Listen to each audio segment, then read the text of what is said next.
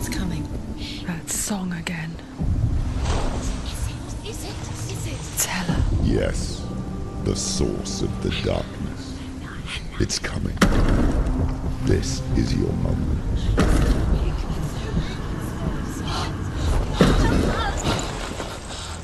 I'm sorry. I can't watch this. What are you doing? You're showing weakness. You're not a warrior. You're a disgrace. The gods will punish you for this. Pick up the sword. Pick it up. Fight the darkness. Fight it. Get up. Get up. Get up and fight.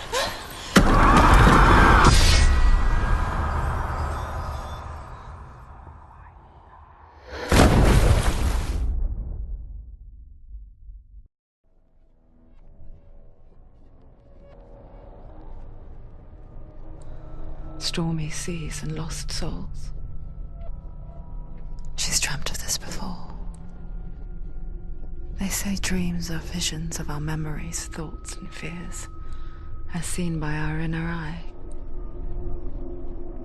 But what if each one of us is always dreaming, even when awake, and we only see what our inner eye creates for us? Is this what hell is? A world shaped by Senua's nightmares. Maybe that's why people feared seeing the world through her eyes.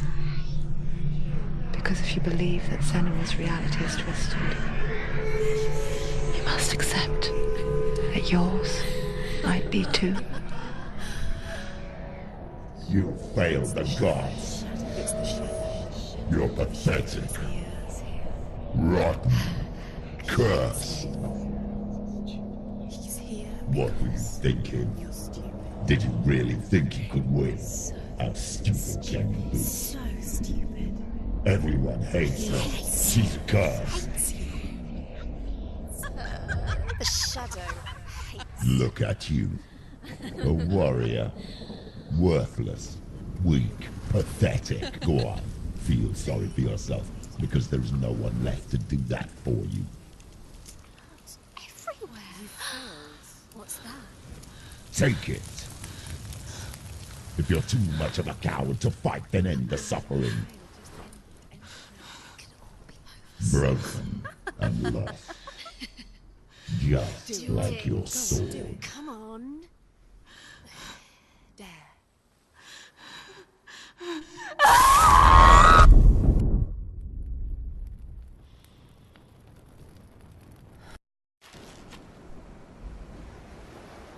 Why go on, when you give everything and face that which torments you, only to find that it is worse than you could have imagined? Why go on? Is it really so weak to ask this? Or are we just so afraid of the honest answer that we do not dare pose the question? Sometimes the answer lies in a memory, a feeling, a song.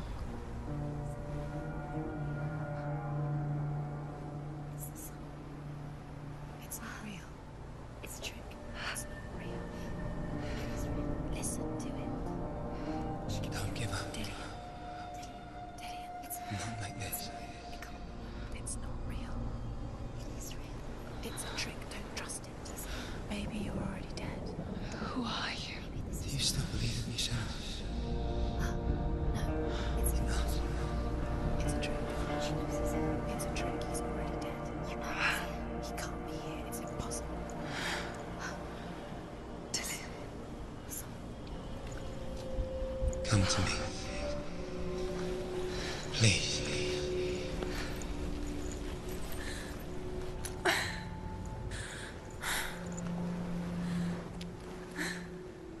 The light.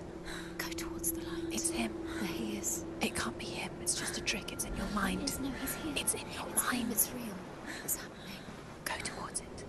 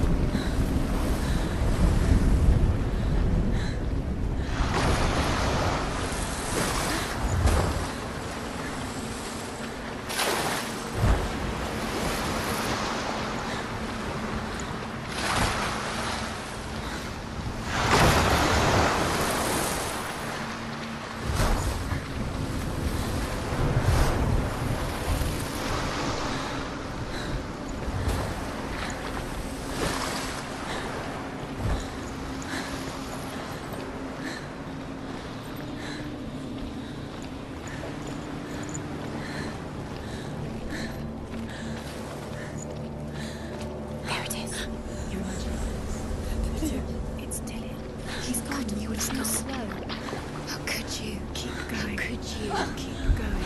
Ignore the pain. I told you it was to trick you.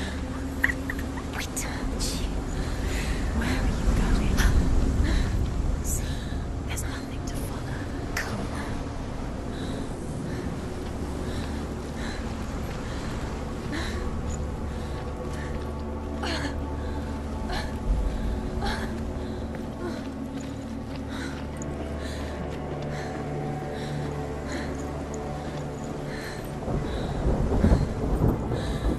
Before she first met him, she was not in a good place. Just a teenager, but not like the others. Barely functioning, she rarely left the house. Her father's in-bell made sure of that. Only occasionally did she venture out on her own, collecting firewood and herbs. Errands out in the Orkney Plains. That was her world. Like this one. Barren and lonely. You're going to feel stronger.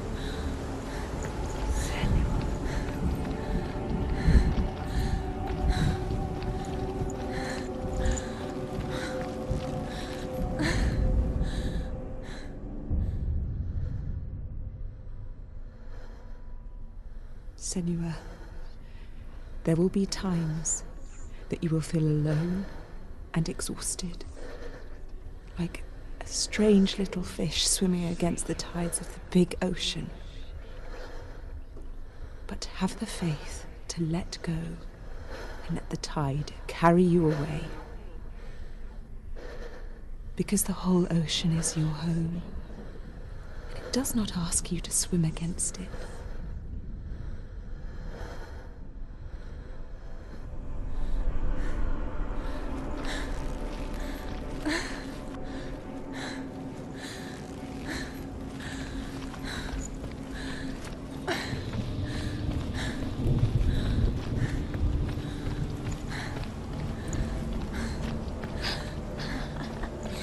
Already disappeared. Nothing lives here, not even you.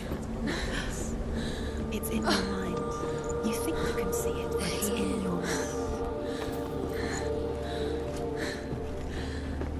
There's a tree. There he was, the lone figure of a boy. He's there, under the tree. Soul play under the shade of a tree. See him. Come on, you have to. She remembers the first time she saw him.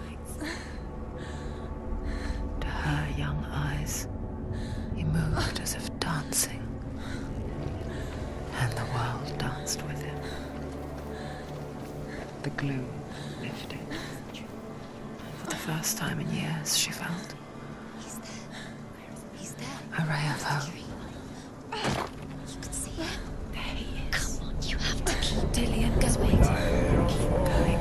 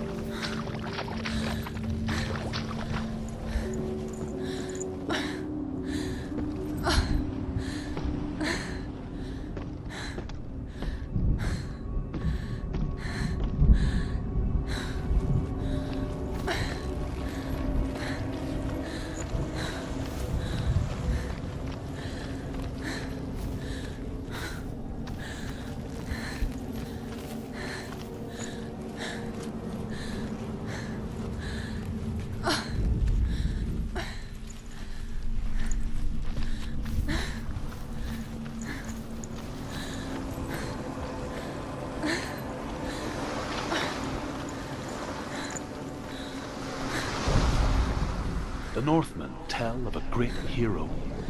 His name is Sigmund. His father's hall was built around a great tree, and one day, Odin comes and thrusts a sword into the tree, a gift to whomever can release it. Many try, but the sword only comes out at Sigmund's touch. His brother-in-law, King Sigurd, wants it, but Sigmund refuses him, so King Sigurd plots revenge.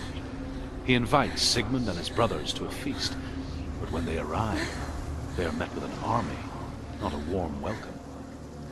King Sigurd captures Sigmund and his brothers, steals his coveted sword, and readies them for execution.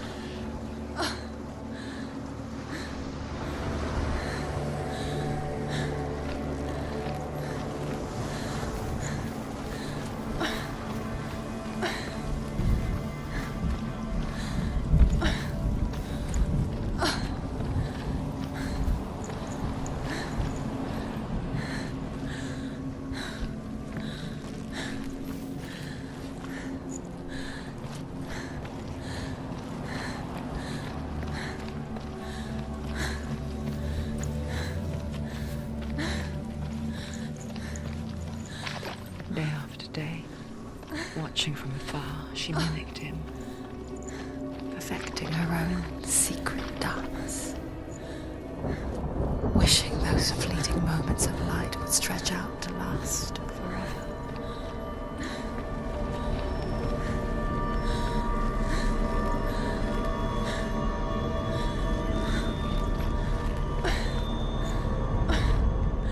Death for Sigmund and his brothers seems certain. But the king's wife is Sigmund's sister, and she begs for mercy and implores the king to chain them up instead. He agrees.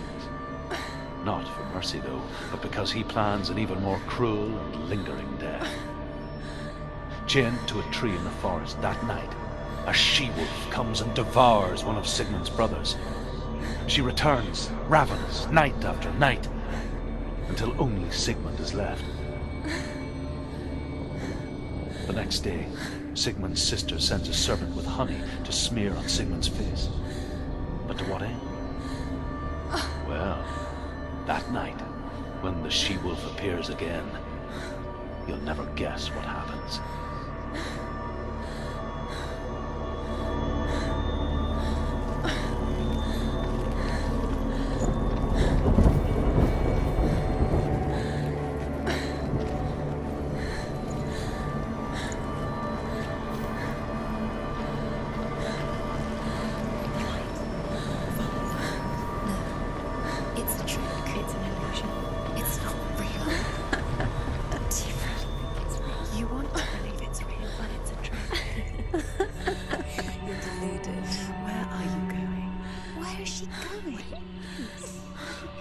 What is she following? You can't even fight. It's just deception. How does he so effortlessly court the world and bliss? If only she could do the same. See the world through eyes anew and dance with it, just like he does.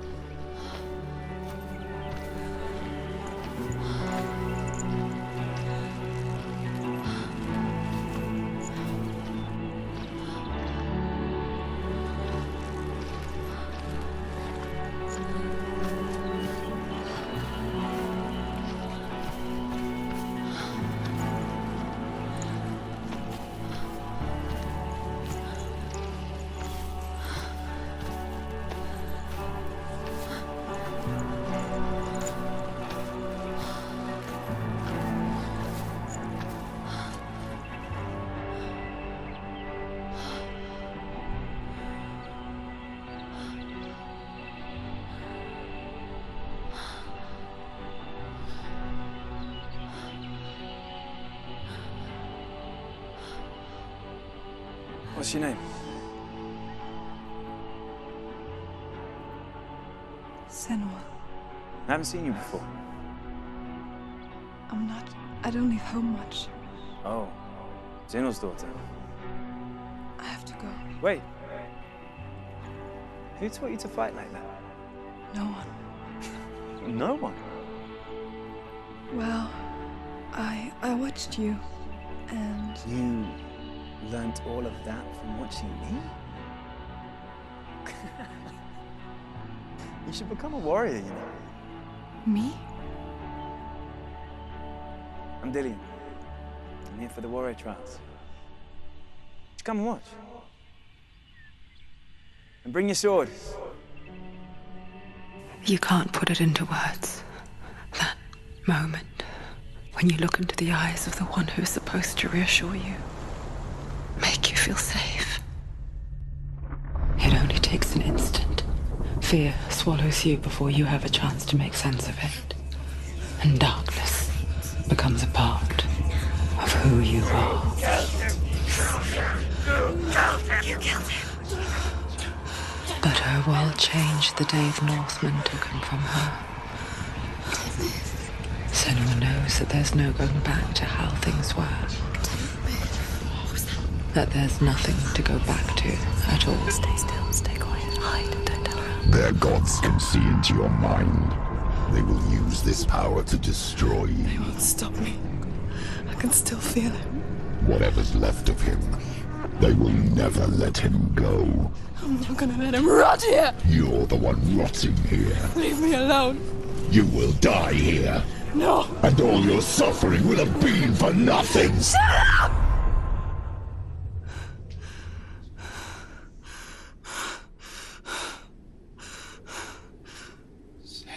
Dillian? Is that you?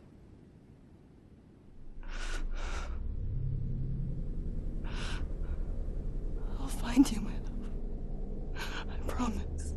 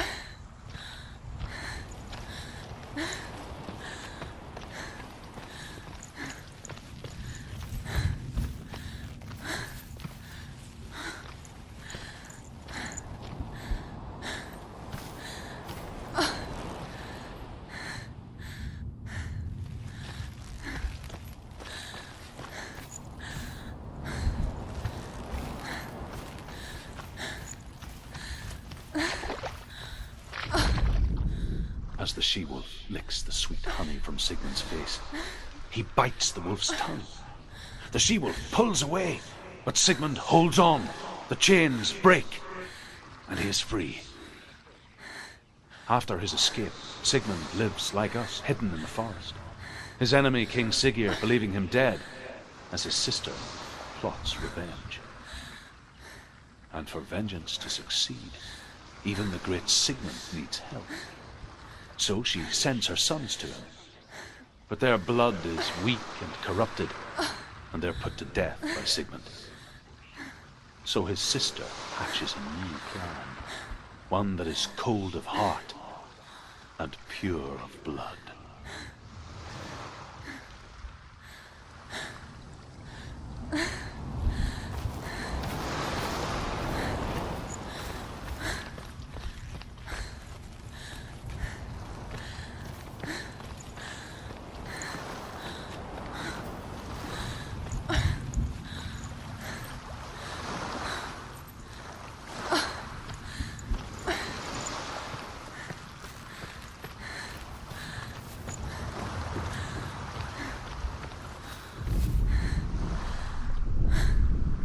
Sigmund's sister trades shapes with a sorceress, and in disguise, she lies with her own brother. She gives birth to a son named Sinfjotli. After a time, she sends him to the forest to Sigmund. He tests the boy and finds him strong and fearless, and so they go to take their vengeance on King Siggeir. But luck is not on their side.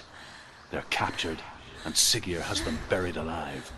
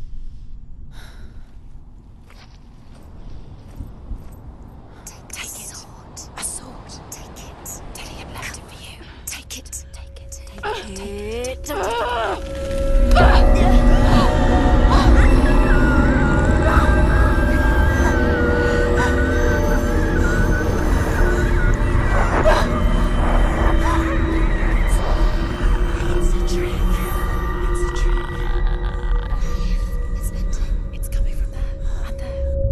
What are they? Look. Where's it coming from? She started something. What's happening? Senua, imagine a sword that can slay gods. Its name is Gramr.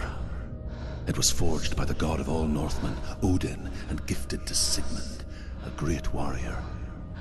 I need this sword. It's important. Can you help me? The sword appears whole, but it is an illusion. It shattered into shards long ago. It is said a great warrior can reforge Gramr by answering the trials of Odin, one for each shard. The roots of the Tree of Death will take you to new lands where you will face the trials. Go to the shard. Go to the shard. Go to the shards. What's the shard? Find it. It's the metal runestones. It's in front of you. Find it. The metal. The runes. You need that sword. Go to the shard. Find Find it. There it is. Focus. There's the shard. Focus. Focus. Use your eyes. Look. Get closer. What can you see? Go to it. A king in the north forced the dwarves to make a sword that would never fail and never rust, and that would slice through iron and stone and bring victory to its bearer. But the angry dwarves cursed it. It would be the death of a man every time it was drawn, and it would be the death of the king. Let me tell you about the sword Tyrving.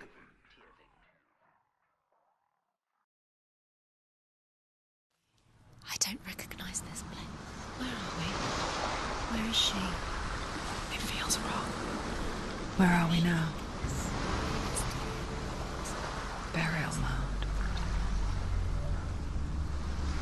So strange that we go to such lengths to bury death.